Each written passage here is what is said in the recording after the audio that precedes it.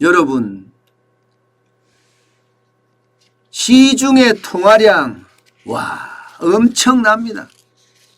역대 최고치입니다. 역대 최고치.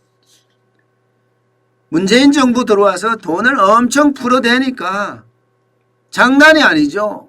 예. 연끌하죠. 빚내서 비투하죠. 여기다 재난지원금 뿌리죠. 예. 뭐 뿌리는 게 한두 개예요. 고용기금이라고 해서 또 엄청나게 많이 뿌리죠. 그렇게 뿌리니까 2021년 시중통화량 M2입니다. 광의 통화량이 3,233조 4천억 원입니다. 최고입니다. 역사상 최고로 많습니다.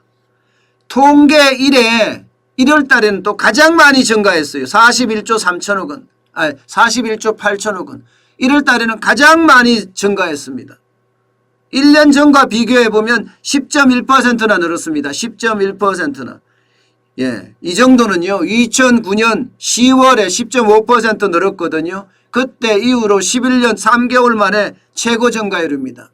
이게 M2라고 해서 광의의 통화량이라는 것은 2년 안에 현금화되는 거 다예요. 2년 안에 현금화되는 거. 그러면 현금은 당연하죠. 요구불 예금 당연하죠. 수시 입출식 통장 당연하죠. MMF라고 마켓머니 펀드 이것도 당연합니다. 쉽게 말하면 2년 안에 언제든지 현금화할 수 있는 유동성 돈을 M2라고 하고 이걸 시중통화량이라고 이야기합니다. 근데 이 통화량이 엄청나다는 이야기입니다. 엄청나다는 이야기.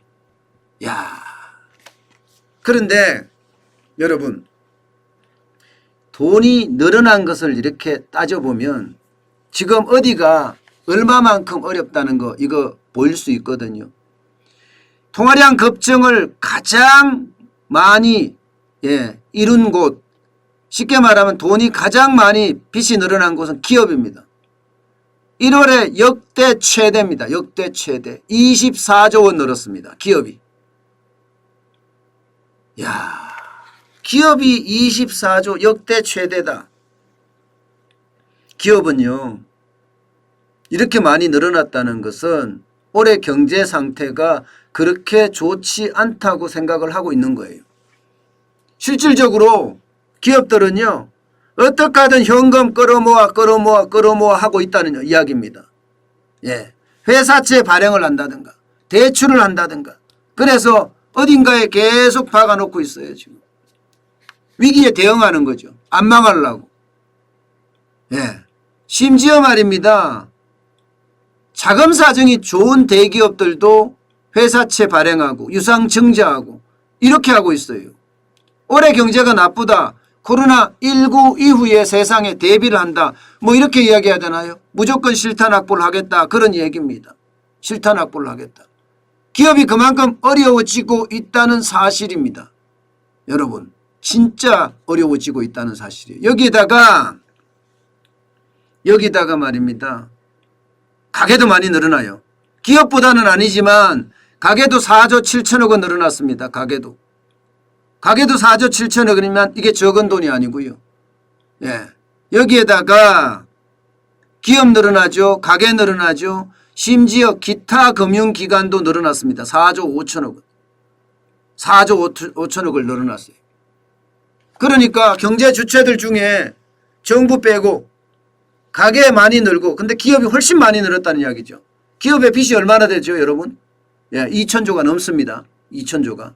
지금 가계도 2천조가 넘어요. 2천조 가까이 됐어요. 그러니까 4천조의 빚을 가지고 있는 게 기업과 가계, 경제 주체들이란 뜻이에요. 그런데 문제는요. 돈이 안 돌아요. 야, 이게 진짜 큰 문제입니다.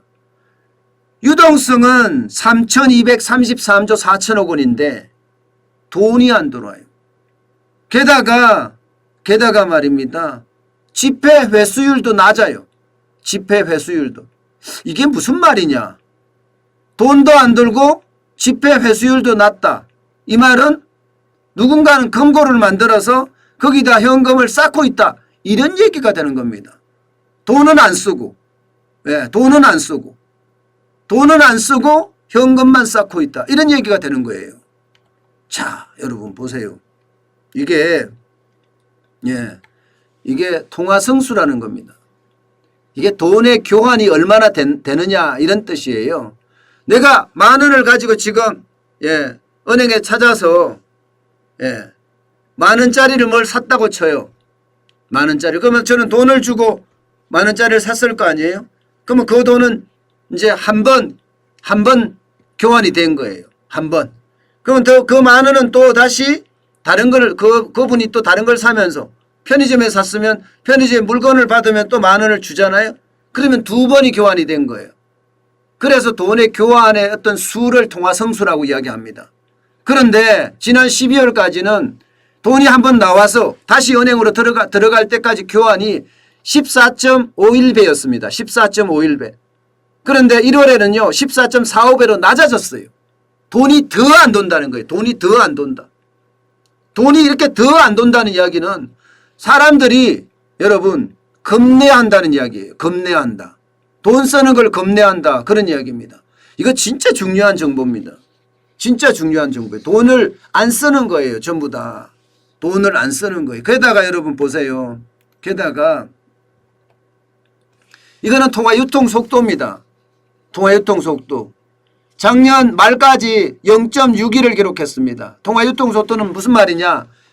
예를 들어서 100원을 내가 받았어요. 은행에서부터. 100원을 받았어. 그런데 이 돈 중에 62원만 쓴다는 거예요. 그럼 38원은 어디 가느냐?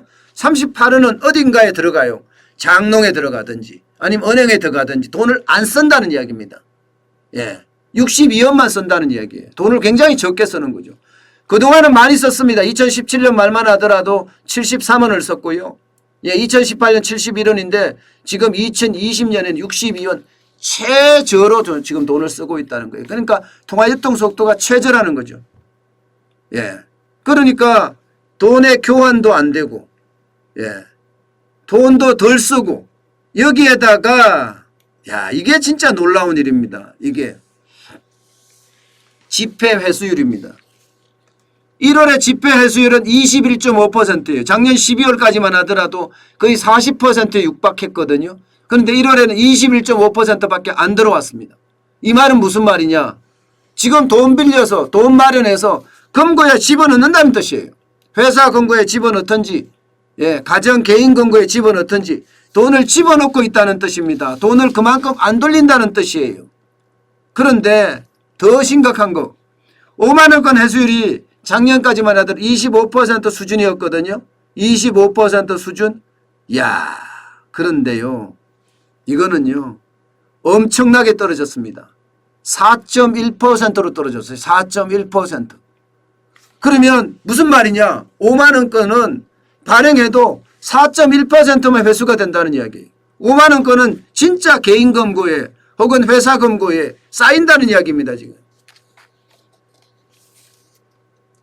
이런 말들을 보면 많은 사람들이 금융권도 좀 두려워한다. 이런 것도 해석이 가능해요. 금융이 망할 수도 있다. 금융 충격이 올 수도 있다. 이런 해석이 가능하다고요. 돈을 이렇게 집에 금고에 회사 금고에 쌓아놓는다는 건 이거는 일반적인 상황은 분명히 아니잖아요. 그죠? 그만큼 상황이 심각하다. 금융의 위기도 생각할 수 있다. 지금 이렇게도 보이는 거예요. 이거는요. 5만원권 회수율이 4.1%가 그렇게 됐다고 하면 작년까지만 해도 25% 정도 됐던 것이 확 내려갔다는 이야기잖아요.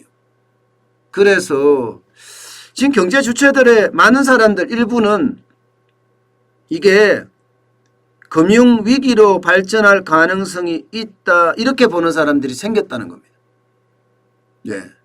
여러분 이거는 어쩌면 굉장히 충격적일 수도 있습니다. 충격적일 수도 있습니다. 그 어느 때보다가 이게 충격으로 가지 않겠느냐 이런 예상도 가능하게 됩니다. 돈이 안 돈다. 결국은 아직 우리 경제가 재궤도를 잡아가지 못하고 있고 지폐 회수율이 뚝 떨어졌다. 이것은 위기가 올지도 모르니까 돈 쌓아두자. 그것도 집금고나 회사 금고에다가 이렇게 해석할 수 있는 부분이기도 합니다. 심각하죠.